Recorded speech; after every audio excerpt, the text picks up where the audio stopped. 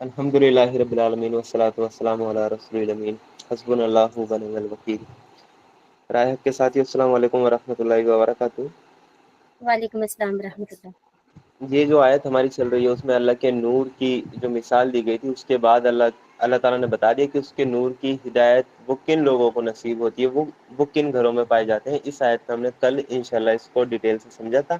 اسی کے آگے کا پورشن یہ اسٹارٹ ہو رہا ہے۔ ابھی انہی لوگوں کی صفات یعنی ایمان والے وہ کیا کرتے ہیں، صبح شام اللہ تعالیٰ کی تسبیح کرتے ہیں، اس کے گھر کو بلند کرتے ہیں۔ اس کے گھروں سے مراد کیا تھی، وہ مسجد بھی تھے اور ایمان والوں کے گھر بھی تھے، جس کا اللہ تعالیٰ نے بلند کرنے کا ان کو حکم دیا ہے، اعلان کر دیا ہے۔ اسی کے آگے ایمان والوں کی صفات یہ اس میں آگے آ رہی ہے کہ جنہیں تجارت اور خرید فروخت اللہ کی یاد سے اور نماز قائم کرنے اور زکوٰۃ دینے سے غافل نہیں کر دیتے، وہ کر دیتا۔ یعنی وہ جو لوگ ہیں جو اللہ کے نور کو پہچانتے ہیں، وہ ایسے لوگ ہیں جنہیں تجارت اور خرید و فروخت، دیکھیں تجارت اور خرید و فروخت دونوں ایک ہی چیز ہے، خرید و فروخت کو ہی اصل تجارت کہتے ہیں۔ تو اللہ تعالیٰ نے اس کو ایک ہی چیز کو دو مرتبہ مطلب بتایا کہ تجارت اور خرید و فروخت اللہ کی یاد سے اور نماز قائم کرنے اور زکوٰۃ دینے سے غافل نہیں کر دیتی۔ تو یہاں پر صرف اللہ تعالیٰ نے ایک ہی چیز کا حکم، ایک ہی چیز کو بیان کیا ہے، وہ ہے تجارت یا خرید و فروخت۔ اگر کوئی بندہ یہ کہے کہ میں ٹھیک ہے تجارت اور خرید و فروخت تو نہیں کر رہا، لیکن میں کوئی دوسرا عمل کر رہا ہوں، میں کوئی دوسرا کام کر رہا ہوں، اور وہ اللہ کی یاد سے غافل ہے، یا فار ایگزامپل کوئی جاب کر رہا ہے تو وہ کہہ رہا ہے میں تجارت تو نہیں کرتا، میں تو اپنی کمپنی میں رہتا ہوں، تو میں اس وجہ سے اللہ کی یاد سے غافل ہو جاتا ہوں۔ کیونکہ سورہ جمعہ میں بھی اللہ تعالیٰ نے فرمایا ہے کہ جب تمہیں جمعے کے دن بلایا جائے نماز کے لیے تو کیا کرو، خرید و فروخت چھوڑ دو اور اللہ کے وہ گھر کی طرف آئیں، اور اس کے بعد جب نماز کمپلیٹ ہو جائے، جمعہ جب کمپلیٹ ہو جائے، تو پھر آپ دوبارہ سے پوری زمین میں پھیل جائیں اور رزق تلاش کریں۔ وہاں پر یہ تھا اللہ کا فضل تلاش کریں۔ تو وہاں پر جو ذکر کیا گیا تھا سورہ جمعہ میں، وہ بھی خرید و فروخت مطلب ذکر کیا وہ کیا گیا تھا۔ تو اس کا مطلب یہ نہیں ہے کہ اگر اذان ہو چکی ہے جمعے کی تو آپ کے سارے کام، یعنی جمعے کا خطبہ اگر اسٹارٹ ہو چکا ہے تو سارے کام آپ کے اوپر حرام کر دیے گئے ہیں اس ٹائم پیریڈ کے لیے، جب تک کہ نماز ادا نہ ہو جائے، وہ سب کام حرام ہوتے ہیں۔ تو پر وہاں آیت میں مینشن صرف خرید و فروخت ہے۔ تو اس کا مطلب کیا ہم صرف یہ لیں گے کہ وہاں صرف خرید و فروخت ہی حرام ہے، باقی کے کام آپ کر سکتے ہیں؟ اگر کوئی کاریگر ہے تو کیا وہ اپنا کام جاری رکھے؟ نہیں، اس کا وہ کام بھی حرام ہے۔ اگر کوئی کہیں جاب کرتا ہے تو کیا وہ اپنی جاب پر رہے اگر اذان ہو جائے جمعے کے دن؟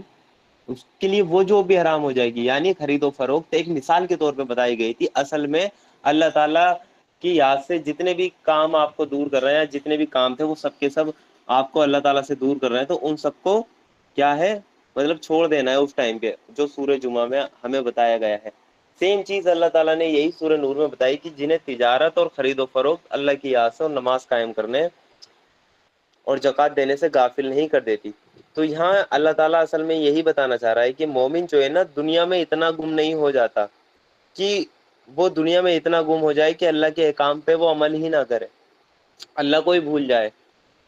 خرید و فروخت ایک مثال کے طور پہ بتایا گیا ہے، یعنی ایک امال بتایا گیا ہے، اس کے علاوہ باقی کے امال بھی کوئی اتنا اس میں مشغول نہ ہو جائے کہ وہ اللہ کو ہی بھول جائے۔ اللہ کو نہیں بھولنا ہے۔ آپ کوئی بھی کام کر رہے ہیں اس کام میں آپ اللہ کو شامل رکھیں، تبھی وہ کام سیدھے راستے پہ ہوگا۔ کسی بھی کام سے آپ اللہ کو نہیں نکالیں گے۔ یہی ہے تجارت اور خرید و فروخت بھی آپ کر رہے ہیں، جو اس میں مطلب کہ نام ذکر اگر کیا گیا ہے، تو تجارت اور خرید و فروخت بھی کر رہے ہیں، تو اس میں بھی آپ اللہ کی یاد سے غافل نہیں ہو۔ اس کے اگلے پورشن پہ ہم چلیں گے، نماز اور زکوٰۃ کا حکم یہاں کیوں دیا گیا ہے۔ تو تجارت بھی آپ اللہ کی یاد سے غافل نہیں ہو سکتے۔ تو تجارت آپ کو کیسے کرنی ہے، یعنی تجارت کرتے ٹائم آپ کو اللہ کو یاد رکھنا ہے۔ اللہ کو کیسے یاد رکھیں گے تجارت کرتے ٹائم؟ وہاں تو کسٹمر آ رہے ہیں، آپ سے ریٹ پتہ کر رہے ہیں، آپ ان سے بارگیننگ کر رہے ہیں، آپ اپنا تجارت کا مال دے رہے ہیں، تو کیا اس وقت آپ کسٹمر کو چھوڑ کے الحمدللہ سبحان اللہ کی تسبیح پڑھیں گے؟ کیا کسٹمر کو سے اشاروں میں بات کریں گے کہ میں اللہ کی یاد میں ہوں؟ اس کا مطلب کیا ہوا؟ اللہ کی یاد سے مطلب کیا ہوا؟ اللہ کو یاد کرو، اس کا مطلب ہوا کیا؟ اس کا مطلب یہ نہیں ہوا کہ ہم کہ اگر تجارت اور خرید و فروخت کر رہے ہیں تو بس اللہ اپنی تسبیح کی لگے پڑے ہیں، نہ کسٹمر کو اٹینڈ کر رہے ہیں، نہ اس کو پوچھ رہے ہیں کیا چاہیے، نہ اس سے بارگیننگ کر رہے ہیں، نہ اس کو ریٹ دے رہے ہیں، تو ایسے تو تجارت نہیں چلے گی، ایسے تو کوئی کام نہیں چلے گا۔ تو اصل اللہ کو یاد کرنے سے کیا مطلب ہے؟ یعنی اللہ تعالیٰ نے وہ تجارت اور خرید و فروخت کے کرنے کے جو آپ کو حکم بتائے ہیں اس کے اکارڈنگ آپ کو تجارت کرنی ہے. تجارت میں ایمانداری سے تجارت کرنی ہے, سامنے والے کو جھوٹ نہیں بولنا ہے, دھوکہ نہیں دینا ہے, ان اصولوں کو اپنے اوپر اپلائی کرنا ہے. اگر اللہ کے رسول کی حدیث ہے کہ اللہ کے رسول ایک بازار میں گئے تھے, تو اس نے اللہ کے رسول صلی اللہ علیہ وسلم نے دیکھا کہ وہ اچھی اچھی گندم اوپر رکھ رکھا تھا اور بیکار گندم اس نے نیچے رکھ رکھی تھی, مطلب اس کو ڈھانک دیا تھا تاکہ کسٹمر دھوکہ کھا جائے. تو اللہ کے رسول صلی اللہ علیہ وسلم نے صاف بتا دیا کہ نہیں, یہ غلط ہے, یہ حرام چیز ہے. اور اللہ کے رسول صلی اللہ علیہ وسلم کی ایک حدیث ہے کہ جب تم کوئی چیز بیچو تو اس میں جو کمیاں ہیں تمہاری چیزوں میں وہ بتاؤ. آپ یقین نہیں کریں گے, میرے ایک ساتھی ہیں جن کو اپنی کار بیچنی ہے.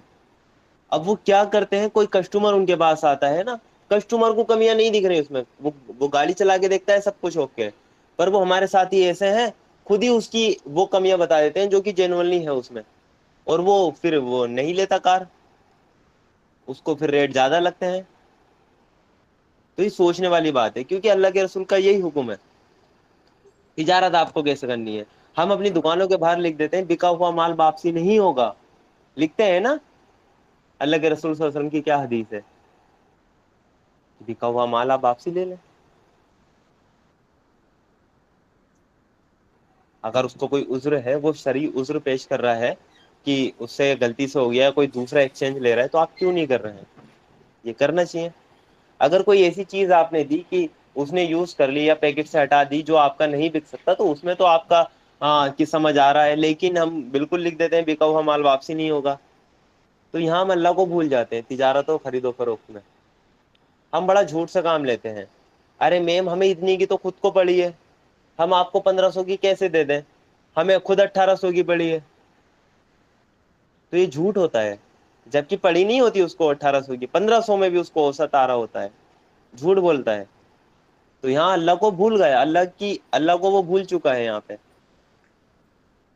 وہ سامنے والے کو دھوکا دے رہا ہے کہ یہ مٹیریل یہ ہے, اس مٹیریل میں یہ چیز مطلب کہ یوز ہوئی ہے, تو سامنے والے کو دھوکا دے رہا ہے. تو ہمیں تجارت اور خرید و فروخت میں اللہ سے غافل نہیں ہونا. تو یہاں تجارت اور خرید و فروخت کو صرف ایک حکم کے طور پہ بتایا گیا ہے. اس کے علاوہ جتنے بھی کام ہیں ہمارے, اس میں بھی ہمیں ایسا نہیں ہے کہ کوئی اس آیت کو پکڑے اور کہے کہ تجارت اور خرید و فروخت میں تو اللہ کو یاد رکھوں گا میں, باقی کے اگر میرا کوئی دوسرا کام ہے تو اس میں اللہ کو بھول جاؤں گا. ایسا نہیں ہے, آپ کو سب کاموں میں اللہ کو یاد رکھنا ہے. اگر آپ جاب کر رہے ہیں, آپ 8 گھنٹے ڈیوٹی کہیں دے رہے ہیں, تو وہاں پہ 8 گھنٹے آپ کو جو ورک کرنا ہے اس میں وہ اتنا ورک آپ ایمانداری سے کریں, اس میں آپ اللہ کو نہ بھولیں, کیونکہ آپ اس سے تنخواہ پورے 8 گھنٹے کی لے رہے ہیں. اگر اس 8 گھنٹوں میں سے آپ اس کو مطلب 5 گھنٹے کا کام کر کے دے رہے ہیں, تو 3 گھنٹے کے آپ نے پیسے ایکسٹرا لے لیے, جو کہ آپ کے لیے حرام ہو جائے گا. اگر آپ کا کوئی اور کام ہے تو وہ کام بھی آپ پوری ایمانداری سے کریں. تو یہ ہوا جو تجارت ہے, جو خرید و فروخت ہے, یا جو اس کے علاوہ اور بھی کام ہے, سب کاموں میں اللہ تعالیٰ کو یاد رکھنا, اللہ تعالیٰ کے حکم کی پابندی کرنا کہ اس کے کیا احکام ہیں, مجھے یہ کام کیسے کرنا چاہیے. تو ان چیزوں کا ہمیں خیال رکھنا ہے. لیکن اگر آج ہم امت کا حال دیکھیں تو کیا ہوا پڑا ہے, آپ دیکھ لیجئے خرید و فروخت میں ہمارے کیا حالات ہیں. کیا مسلمان جھوٹ نہیں بول رہا ہے؟ کیا ہم یہ نہیں کہتے, یہ جملہ ہم اپنے بھائیوں سے نہیں سنتے کہ بنا جھوٹ کے کوئی کاروبار نہیں چل سکتا آج کے ٹائم میں؟ اگر بھائی ایمانداری سے کرو گے تو روٹی بھی نہیں کھا پاؤ گے. اس کا مطلب کیا ہوا, اس جملے کا مطلب کیا ہوا؟ کیا اللہ تعالیٰ نے جو رزق لکھا ہے وہ حرام خوروں کے لیے لکھا ہے جو حرام کھاتے ہیں؟ کیا جو ایماندار لوگ ہیں, جو اللہ کے نیک بندے ہیں, ان کے لیے اللہ تعالیٰ نے رزق نہیں لکھا ہے؟ کیا یہ ہے اس جملے کا مطلب کہ ایمانداری سے کام کریں گے تو روٹی بھی نہیں کھا پائیں گے؟ کہتے ہیں نا, ہم سنتے ہیں. تو یہ ایمان والوں کی صفات کا ذکر ہو رہا ہے, ان لوگوں کا ذکر ہو رہا ہے, ان لوگوں کی صفات ہے جو اللہ کے نور کو پہچانتے ہیں, لیکن در حقیقت ان آیتوں میں خود کو رکھیں, ہم نے اللہ کے نور کو نہیں پہچانا, ہم اندھکار میں ہیں, ہم جاہلیت میں ہیں, ہم نے اللہ کے علم کو نہیں پہچانا, ہم نے اللہ کی معرفت نہیں کی ابھی کہ اللہ ہے کون. اگر کر لیتے تو یہ آیتوں میں جو صفات بتائی جا رہی ہے ہمارے اندر کیوں نہیں ہے؟ کیوں ہم تجارت میں جھوٹ سے کام لے رہے ہیں؟ کیوں ہم اپنے کام میں 2 نمبر ہی دکھا رہے ہیں؟ اس لیے دکھا رہے ہیں. ایسے ایسے ہمارے جملے ہیں. تو یہاں تجارت کو بطور مثال مطلب لیا گیا ہے ایک حکم کے طور پہ. اس میں باقی سارے حکم بھی داخل ہیں. ایسا نہیں ہے کہ باقی سارے حکم نکل جائیں گے. جیسا کہ سورہ جمعہ کا میں نے آپ کو ریفرنس دیا, اس میں بھی صرف اللہ تعالیٰ نے ایک ہی حکم بتایا تھا, لیکن اس میں بھی سارے حکم داخل ہیں. ایسا نہیں ہے کہ تجارت صرف اللہ کی یاد سے آپ کو غافل نہ کر دے. تجارت کے علاوہ بھی اگر کوئی کام ہے وہ آپ کو اللہ کی یاد سے غافل کر رہا ہے, یعنی اس کام کو آپ اللہ کے اکارڈنگ نہیں کر رہے ہیں, یا اس کام میں آپ اتنے گم ہو گئے ہیں کہ اللہ تعالیٰ کو ہی بھول گئے ہیں, اسی کو آپ نے سب کچھ مطلب کہ سمجھ لیا ہے, تو یہ چیز بھی غافل ہونا ہے. تو اس سے ہمیں بچنا ہے, یعنی اللہ کے احکام پر ہمیں عمل کرتے رہنا ہے. وہی اس کی یاد ہے. ہم کوئی بھی کام کریں, اللہ کے احکام کو ہم اپنے ذہن میں رکھیں کہ اس کا کام, یہ کام اللہ کے اکارڈنگ یہ کیسے ہونا ہے. تو وہی اللہ کے رسول کی حدیث ہے کہ جب کسی کام کی شروعات کرو بسم اللہ سے کرو. جب آپ کسی کام کی شروعات بسم اللہ سے کریں گے تو آپ کی جو ایک تو اس کام میں برکت ہوگی, آپ کے اللہ کا نام آپ نے لے لیا. دوسرا, جب آپ نے اللہ کا نام لے لیا اور آپ کو اس میں جھوٹ کی ملائیں گے تو آپ کا دل ملامت کرے گا, یار اس کام سے پہلے میں نے اللہ کا نام لیا تھا, اب میں اس کام میں جھوٹ کیسے بولوں. آپ کی جو ذہنیت ہے نا وہ صحیح رخ اپنا لے گی. آپ سیدھے راستے پہ چلیں گے کہ ہاں اللہ کا بتایا ہوا طریقہ کیا ہے, آپ اس کے اکارڈنگ چلیں گے. تو ہمیں ان چیزوں کا خیال رکھنا چاہیے کہ کوئی بھی چیز ہمیں اللہ کی یاد سے غافل نہ کر دے. اللہ کے حکم پہ چلنے سے ہمیں کوئی بھی چیز غافل نہ کر دے, چاہے وہ کوئی بھی کام ہو, چاہے اے ٹو جیڈ کوئی بھی کام ہو. ہماری دنیا بھی پڑھائی ہمیں اللہ کی یاد سے غافل نہ کر دے. ہم ایک انٹرنس ایگزام کی تیاری میں اتنا لگ گئے کہ ہمیں اللہ کے احکام کا پتہ ہی نہیں کچھ, اللہ کو بھول چکے ہیں. تو ہمیں ایسا نہیں کرنا ہے. تو جنہیں تجارت اور خرید و فروخت اللہ کی یاد سے اور نماز قائم کرنے اور زکوٰۃ دینے سے غافل نہیں کر دیتی. تو یہاں پہ پھر آگے بتایا گیا 2 نیک اعمال اور بتائے گئے, نماز قائم کرنا, زکوٰۃ دینا. یہ اللہ کی یاد سے انہیں غافل نہیں کر دیتی, یعنی وہ تجارت بھی کرتے ہیں, خرید و فروخت بھی کرتے ہیں, اس میں بھی اللہ تعالیٰ کو نہیں بھولتے. یعنی کوئی سا بھی کام کرتے ہیں اس میں بھی اللہ تعالیٰ کو وہ نہیں بھولتے. اوپر سے پھر 2 نیک اعمال بتائے گئے جو کہ فرض نیک اعمال ہیں. نیک اعمال بھی ایسے جو کہ فرض ہیں ہم پر. وہ کون کون سے ہیں؟ وہ ایک ہے نماز, اور وہ نماز پڑھنا نہیں, نماز قائم کرنا. اور ہم نے اس کا مطلب سمجھا ہے کہ نماز قائم کرنا کیا ہوتا ہے اور نماز پڑھنا الگ ہوتا ہے. اور زکوٰۃ دینا. تو 2 فرض احکام بتانا اللہ تعالیٰ نے ہمیں بتائے ہیں, اور یہ بتا کر اللہ تعالیٰ ہم سے یہ کہنا چاہتا ہے کہ مومن جو ہے وہ اللہ کے احکام کی پابندی سے کبھی غافل نہیں ہوتا, یہ بتانا چاہتا ہے. یعنی اس کو کوئی بھی کام اتنا مشغول نہیں کر دیتا کہ وہ نماز پڑھنا ہی بھول جائے, وہ زکوٰۃ دینا ہی بھول جائے. اس کے علاوہ یہ بھی جو 2 کام ہے یہ بھی مثال کے طور پہ بتائے گئے ہیں. یعنی یہ تو صرف 2 نیک اعمال کا ذکر کیا گیا ہے جو کہ فرض ہیں, اس سے تو غافل نہیں ہوتے مومن. اس کے علاوہ بھی باقی جو اور اللہ کے احکام ہیں ان سے بھی غافل نہیں ہوتے. وہ تجارت میں اتنا مشغول نہیں ہو جاتے کہ اذان ہو رہی ہے اور وہ نماز کو نہیں جاتے, وہ نماز کو جاتے ہیں. جو چیز ان پہ فرض ہے, زکوٰۃ, اگر وہ اس کے نصاب میں آ چکے ہیں تو وہ اس کو بھی دیتے ہیں. وہ غافل نہیں ہو جاتے, وہ گم نہیں ہو جاتے. تو یہاں اللہ تعالیٰ نماز اور زکوٰۃ کو بھی بطور مثال بتا کر یہ سمجھانا چاہ رہا ہے کہ کوئی بھی کام بندہ مومن کو دنیا میں غافل نہیں کر دیتا. وہ اتنا دنیا میں غافل نہیں ہو جاتے کہ وہ اللہ کے احکام کو بھول جائیں. اللہ نے جو چیزیں ان پہ فرض کی ہیں وہ ان کو بھول جائیں. جو اللہ کے حکم ہے وہ ان کو بھول جائیں. وہ سارے کام اللہ کے اکارڈنگ کرتے ہیں, اللہ کی یاد سے کبھی غافل نہیں ہوتے. وہ دنیا میں گم نہیں ہوتے, اپنے کام میں گم نہیں ہوتے, ان کو آخرت کی فکر رہتی ہے. وہ اللہ کے احکام کو بجا لاتے ہیں. اسی پہ ایک شعر ہے کہ وہ کافر کی یہ پہچان کہ آفاق میں گم ہے. آفاق مطلب یہ دنیا یا یہ کائنات, آپ اس سے لے سکتے ہیں. وہ کافر کی یہ پہچان کہ آفاق میں گم ہے, اور مومن کی یہ پہچان کی گم اس میں ہے آفاق. یعنی کافر کی تو یہ پہچان ہے. آپ کو کافر اور مومن کی اگر پہچان کرنی ہے تو اس شعر میں یہ سمجھایا گیا ہے کہ کافر جو ہے وہ آفاق میں گم ہے, اس دنیا میں گم ہے, اس کو پتہ ہی نہیں ہے اللہ کون ہے, اللہ کے احکام کیا ہیں. اور مومن کو اگر آپ کو مومن کی پہچان کرنی ہے تو گم اس میں ہے آفاق, یعنی وہ دنیا میں گم نہیں ہے, دنیا اس کے اندر گم ہے, دنیا اس کے اندر گم ہے.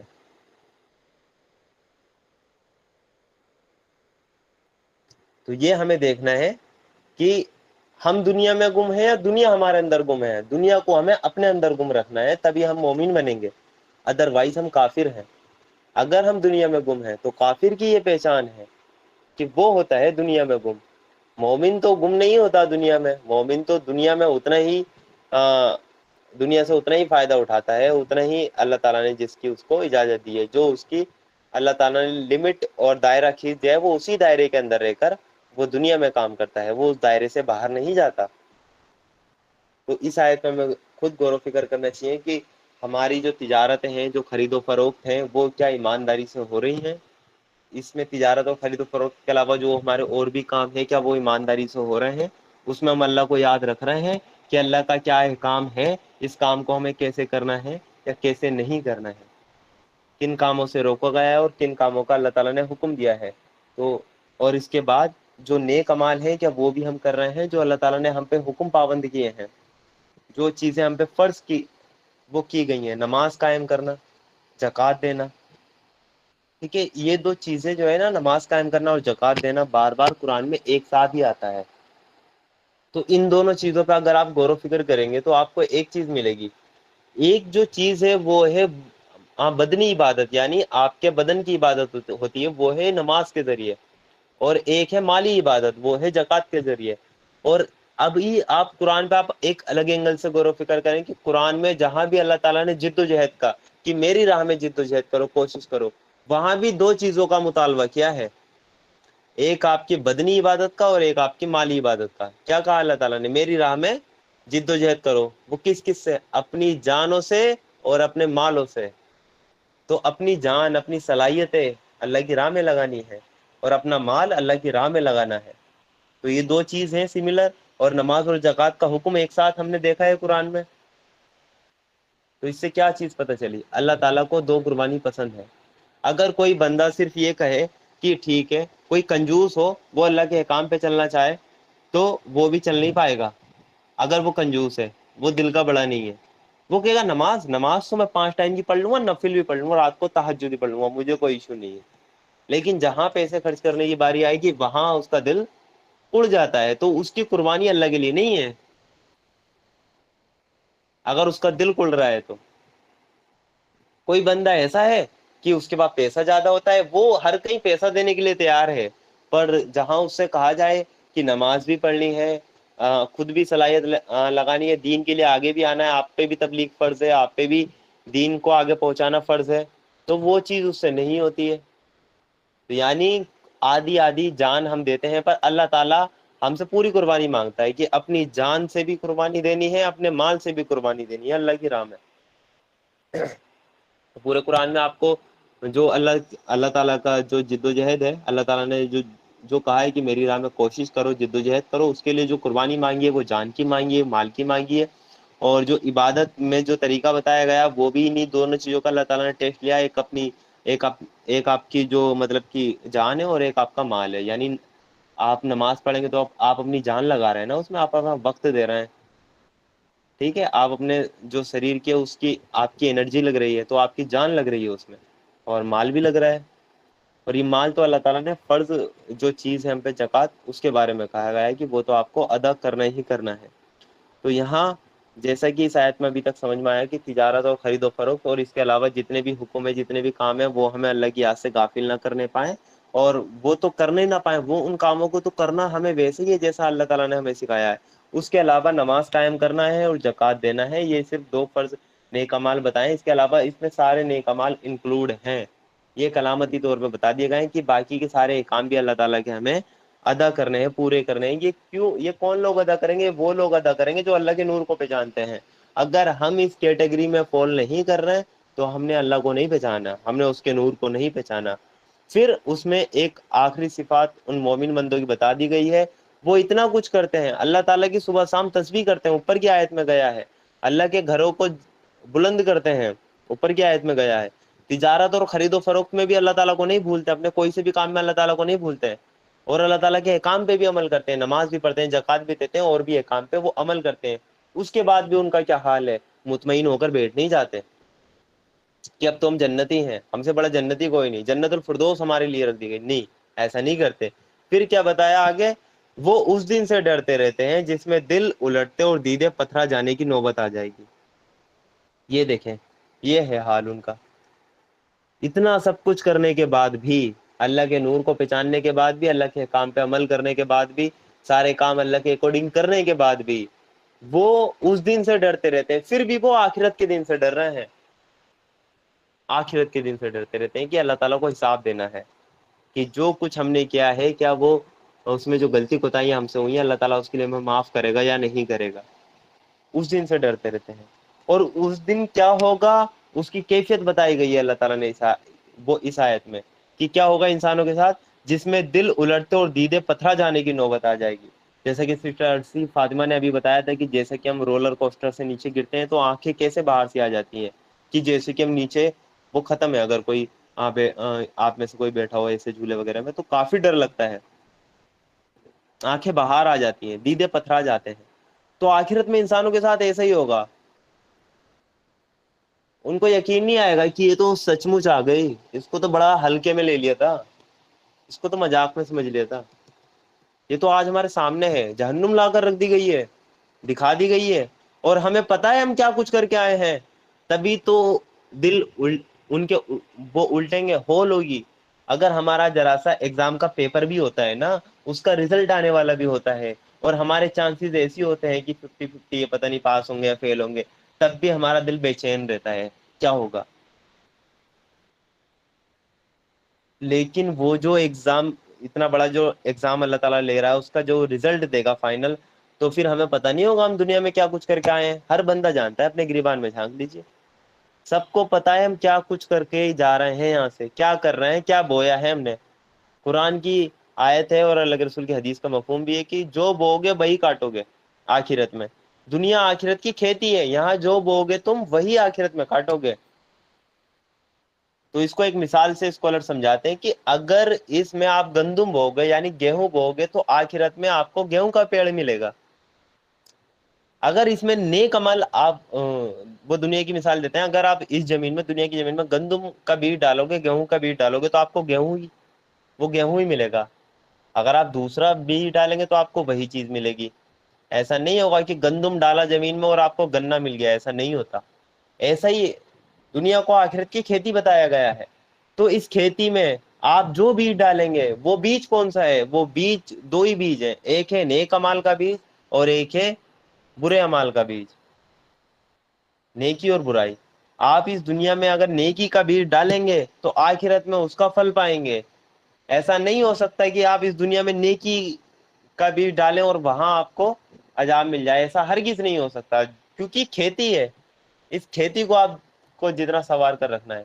اور ایسا بھی نہیں ہوگا کہ اس دنیا میں آپ نے برے بیج ڈالے، دنیا میں برے کام کیے سارے، اور وہاں آپ کو جنت مل جائے. تو ایسا بھی تو ہرگز نہیں ہو سکتا. اور آخرت کو تو پیپر بھی اللہ تعالیٰ نے آؤٹ کر رکھا ہے. کتنا آسان ہے. دنیا کا تو پیپر بھی آؤٹ نہیں ہوتا. پیپر بھی آؤٹ ہے نا، کیا کرنا ہے. تو اس دن کیا ہوگا، لوگوں کے دل الٹ جائیں گے. یہ کیا ہو گیا، اس دن کے بارے میں تو سوچا ہی نہیں تھا. اور دیدے پتھرا جانے کی نوبت آ جائے گی، یعنی ان کی جہنم کو دیکھ کر آنکھیں کھلی کی کھلی رہ جائیں گی. یہ دیکھ کے لیا ہم نے، یہ کیا چیز ہے. یہ پیغمبروں کی بات جو ہم تک پہنچی تھی یہ تو سچ ہے. ہم تو مومنین کا مذاق اڑایا کرتے تھے، یہ بڑے ہی دیوانے لوگ ہیں، یہ بڑی اللہ اللہ کے دین کی باتیں کرتے رہتے ہیں، یہ بڑے ہی دین کے لیے جدوجہد کرنے کی باتیں کرتے ہیں. یہ ہمیں سمجھاتے رہتے ہیں قرآن کو سمجھ کر پڑھیں، اس پر عمل کریں، اس کے اکارڈنگ سوسائٹی تیار کرنی ہے. آپ کو ایک بہترین سوسائٹی کی طرف آپ کو جانا ہے، بہترین ایک سوسائٹی پوری دنیا پر آپ کو مطلب کہ وہ قائم کرنی ہے. یہ تو ہم تو ان کو مذاقوں میں ٹال رہے تھے. یہ ہمیں ڈراتے تھے کہ جہنم ہے جس میں مجرموں کا کیا حال ہوگا کہ وہ اس میں ہمیشہ ہمیشہ رہیں گے. لیکن یہ تو سچ مچ سامنے آ گئی، اور ان کو اپنا سب کچھ پتا ہوگا. یہ جو آیت میں بات ہے نا، دل وہ الٹیں گے اور دیدے پتھرا جائیں گے، یہ بات مومنوں کے لیے نہیں ہے. مومن بڑے اطمینان سے رہیں گے اس دن، اللہ کے عرش کے سائے کے نیچے رہیں گے. مومن کو کوئی ٹینشن نہیں ہوگی. اس کو پتا ہے اس کا نامہ اعمال اس کے دائیں ہاتھ میں دیا جائے گا. اللہ تعالیٰ ظلم نہیں کرے گا مومن کے ساتھ بھی وہاں پر، تو اس کو ٹینشن نہیں ہوگی. یہ ان لوگوں کی بات چل رہی ہے جو اللہ کے نافرمان ہے، اللہ کے باغی ہیں، اللہ سے بغاوت کر رکھی ہے. آج ہم نے اللہ سے مجموعی طور پہ اجتماعی طور پہ بغاوت کر رکھی ہے. ہمارے پاس اللہ کی کتاب موجود ہے اور ہم نے اللہ سے بغاوت کر رکھی ہے, اور ہم جب جائیں گے تو یہ ہمارے بارے میں آیت ہے کہ ہمارے دل پتھرائے جائیں گے اس دن. اور جو اللہ کے نور کو پہچانتے ہیں ان کی صفات اس آیت میں آ گئی ہیں. تو اللہ تعالی ہمیں اس دن کی تیاری کرنے کی, آخرت کی تیاری کرنے کی توفیق عطا کرے. اور یہ جو آیت ہے اس کو ایک بار ریکیپ کر دیتا ہوں کہ اس میں جو اللہ تعالیٰ کے نور کو پہچانتے ہیں ان لوگوں کا ذکر چل رہا ہے, ان کی صفات اس میں بیان ہو رہی ہے. پہلی چیز یہ ہے کہ ان کو تجارت اور خرید و فروخت اللہ کی یاد سے غافل نہیں کرتی. تجارت اور خرید و فروخت کے علاوہ جتنے بھی کام ہیں وہ اس کو اللہ کی یاد سے غافل نہیں کرتے, اس میں وہ اللہ کو یاد رکھتے ہیں کہ یہ کام ہمیں کیسے کرنا ہے. اللہ کی یاد سے مطلب یہ ہے کہ یہ کام اللہ تعالیٰ نے ہمیں کیسے کرنے کا حکم دیا اور کن کاموں سے منع کیا گیا ہے. اس کے بعد نماز قائم کرنے اور زکوٰۃ دینے سے وہ غافل نہیں کر دیتے, یعنی اللہ کی یاد سے وہ غافل نہیں ہو جاتے. وہ نماز بھی قائم کرتے ہیں, زکوٰۃ بھی دیتے ہیں, اور اللہ کے اور بھی جو احکام ہے اس پر بھی وہ عمل کرتے ہیں. اور وہ ساتھ میں اس دن سے ڈرتے رہتے ہیں جس میں اللہ تعالیٰ نے پھر بتایا کہ جس میں دل کہ الٹ جائیں گے لوگوں کو, دیدے پتھرا جانے کی نوبت آ جائے گی. اس دن سے وہ ڈرتے رہتے ہیں, وہ یہ مطمئن نہیں ہوتے ہیں, وہ ایسا نہیں ہوتے کہ ہم نے اتنے سارے نیک امال کر لیے ہمارے لیے تو جنت ہے, اور وہ جنت کے بارے میں سوچتے رہتے ہیں. نہیں, وہ ڈرتے ہیں جہنم سے کہ اللہ تعالیٰ ہمیں برابر سرابر پہ چھوڑ دے. حضرت ابو بکر رضی اللہ عنہ جن کو دنیا میں ہی اللہ کے رسول صلی اللہ علیہ وسلم نے خود جنت کی بشارت دے دی, وہ کیا کہہ رہے ہیں, کاش میں گھاس کا تنکا ہوتا جس سے کوئی حساب کتاب نہیں, وہ کاش میں چڑیا ہوتا جس سے کوئی حساب کتاب نہیں. ابو بکر کو تو حساب دینا ہے, تو وہ اس دن سے ڈرتے رہتے ہیں. حضرت عمر کا کیا کوٹ ہے, حضرت عمر نے فرمایا کہ اللہ تعالیٰ مجھے برابر سرابر پر ہی چھوڑ دے, میرے نیک امال اور برے امال برابر ہی کر دے. جن کو دنیا میں جنت کی بشارت مل رہی ہے ان کا میں آپ کو بتا رہا ہوں کہ کیا ان کے چیز ہے, وہ کیسے ڈرتے رہتے ہیں اللہ تعالیٰ سے. اور ہم ذرا سا کوئی نیک امال کر لیں, ہم ذرا سا اگر کوئی قرآن کی آیت کسی کو سمجھا دیں یا قرآن کی ایک آیت بھی ہم اسٹیٹس پہ لگا دیں تو خود کو بڑے نیک, متقی اور پرہیزگار ہم سمجھنے لگتے ہیں. تو ہمیں ایسا نہیں ہے, جو اللہ کے نور کو پہچانتے ہیں وہ ڈرتے رہتے ہیں, اپنی ساری صلاحیت اللہ کو دینے کے بعد بھی وہ ڈرتے رہتے ہیں, اور آخرت کے دن سے وہ ڈرتے رہتے ہیں. اور اس کی کیفیت جو ہے اس سے وہ ڈرتے رہتے ہیں کہ اس دن ہوگا کیا, دل پتھرا جائیں گے, الٹ پلٹ ہو جائیں گے, آنکھیں باہر آ جائیں گی. تو یہ اللہ تعالیٰ ان صفات کو ہمارے اندر بھی ڈالے اور ہمیں بھی اللہ کے نور کو پہچاننے کی توفیق عطا کرے. آمین یا رب العالمین.